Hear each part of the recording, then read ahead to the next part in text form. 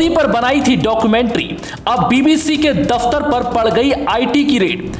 यहाँ हम जेपीसी की मांग कर रहे हैं अडानी के मामले में, और वहां सरकार बीबीसी के पीछे पड़ी हुई है। क्या 2002 के गुजरात दंगों पर डॉक्यूमेंट्री बनाना बीबीसी को पड़ा भारी? डॉक्यूमेंट्री पर बैन के बाद अब बीबीसी के दिल्ली और मुंबई के दफ्तर पर आईटी के छापे ने कई सवाल खड़े कर दिए हैं। क्या मोदी बीबीसी से डॉक्यूमेंट्री का बदला ले रहे हैं? 2002 के गुजरात दंगों पर बनाई गई बीबीसी की डॉक्यूमेंट्री को भारत में बैन कर दिया गया था, जिसके बाद दिल्ली के जेएनयू से लेकर देश के कई हिस्सों में सरकार के खिलाफ विरोध प्रदर्शन देखने को मिला।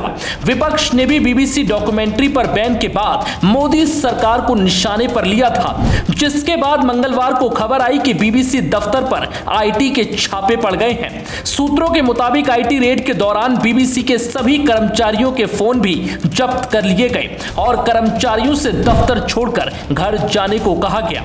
आईटी की रेड के बाद कांग्रेस ने इस रेड को बीबीसी की डॉक्यूमेंट्री से जोड़ दिया है।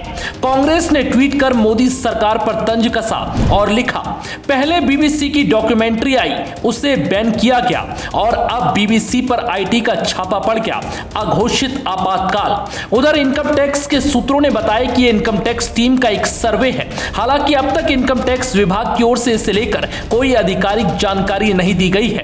हाल ही में आई बीबीसी की डॉक्यूमेंट्री को लेकर केंद्र सरकार ने इसे प्रोपेगेंडा बताया था और इस डॉक्यूमेंट्री की स्क्रीनिंग पर रोक लगा दी गई थी।